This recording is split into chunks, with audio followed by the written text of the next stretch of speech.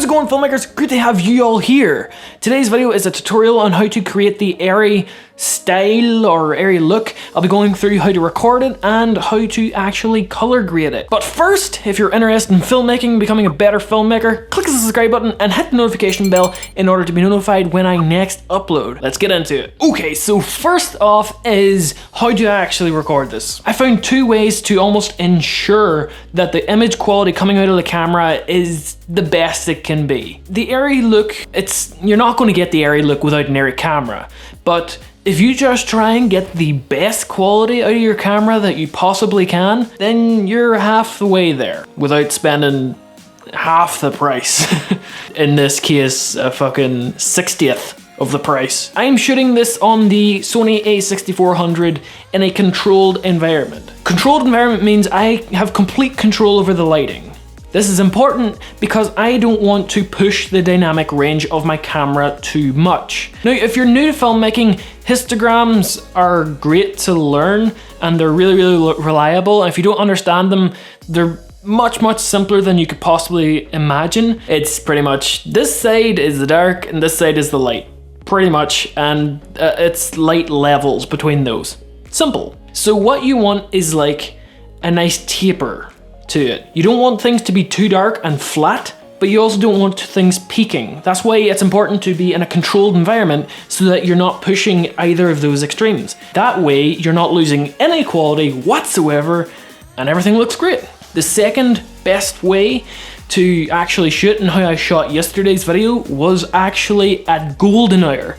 And that's whenever the sun goes down and all of the ambient light is just soft and gorgeous. There's a reason why it's a popular time of the day to film, because it looks great. So that is how to film it. You know, film it at golden hour or film it whenever you actually have control over the lighting. Number two is try and shoot in a flat picture profile. I know if you're a beginner, you probably don't have a camera that has a log picture profile, but there is ways of getting them online.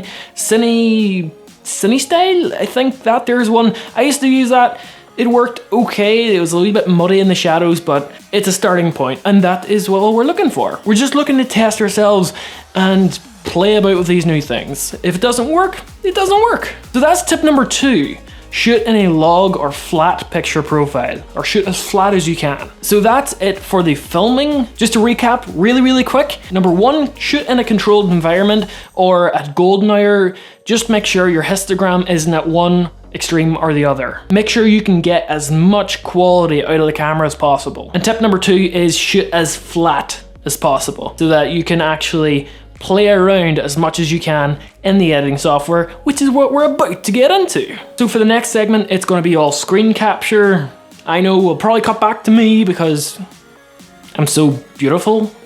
Duh. So I'll show you guys exactly what I'm doing as we're going through this. So as you'll notice, I've got 3 adjustment layers over my actual footage. This is the way I do it. This is the way a lot of other people do it. I do it in adjustment layers, just if something goes wrong, I can just delete the adjustment layer and I still have the video clip perfect. So I'm going to take you through my panels very quick. On the top right, I've got my lumetric color panel. You know, you got your basic correction, all those lovely things. In the top left, I've got my lumetri scopes. That's the way I have them set up. This is very important. Learn scopes. I may do a separate video on scopes maybe next week or a week after because they're so useful.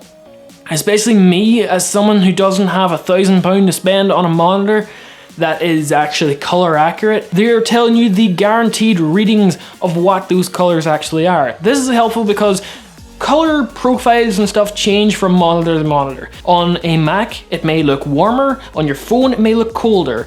On the TV, it may look really dark. So it's really important to learn your scopes and use them effectively. And trust me, it's a lot less daunting than you would think. I got into them in like 2 days and it just was so much easier after that. And my videos got so much better after that. So explore it. So first thing we're going to do is change our blacks and whites. If you refer to the histogram over on the left hand side, you'll be able to see a 0 and 100 value. You don't want to go above 100 and you don't want to go below 0, but you do want to get as close to both of them. So my blacks, I'm going to crush them a little bit just to get it close to 0, and for my whites, I'm going to lift them up towards the 100. Next up, I want to go and make sure my white balance is as close to true white as possible. You can use the RGB little graph over here to actually get your white correct. This looks a little bit tricky, but it isn't. The temperature slider controls the height of the red and blue channels. Therefore, if you move it towards the blue channel will raise and the red will decline. Simple enough. You want to balance both of them out. So next for tint, it can be a little bit tricky, but once again, it's simple if you just keep practicing it. If you slide the slider towards the green channel will rise and the red and blue will decline. Therefore, to get true white, you want to make sure all of your channels are level. So that's it for color correction. Into the actual color grading. For color grading, I want to click on the adjustment layer and go down to curves. I want to add this slight little S curve just to take the highlights down and boost up my shadows, just get as much quality out of the image as humanly possible. So what you're going to want to do is grab a new Lumetri color effect from the effects panel and drag it over your color grading adjustment layer. This is so that I can apply effects to specific tones without the curves being affected. It's just simple to do it this way. Immediately after, we go down to the HSL secondary tab. From there, we click the little eyedrop with the plus sign and drag it over your skin tone. Once again, this was scary whenever you're starting off, but it is absolutely nothing to fear. Just play around with the tool. You'll get used to it in no time. So this little button here selects the mask. This shows exactly what's being selected, and then from there you just want to dial in the colors in order to get your actual skin tone. Now this part keeps me awake at night because it's terrifying, but if you click this fun little button, it will invert your selection. So it will select everything but what you selected. Yeah, that's absolutely terrifying. I hate the way my eyes just float. So for this mask, we want to add a little bit of denoise and a little bit of blur, not too much. I found that if you use too much blur, then it will actually start moving into your skin tones and it looks a little messy. Then we go and do the fun part. See this like color wheel? If we drag it down towards the blue, all that stuff will turn blue, and here's a little before and after. It looks so much better. And that's us finished with the color grading adjustment layer. Now onto the final adjustment layer, which is just my effects in the end up, and this is a few that I added. I started off by sharpening my footage. I in the end up then went and added a bit of vignetting. And here's simply my settings for vignettes. I found that adding too much vignetting makes it look kind of claustrophobic. So having just a little hint of it around the edges is just pleasing to me.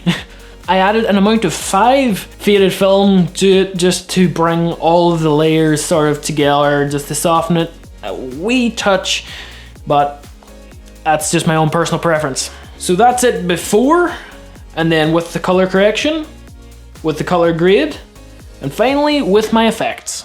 Now just before I end this video, I want to show you 3 other clips that I applied this exact same method to, and here's how they turned out.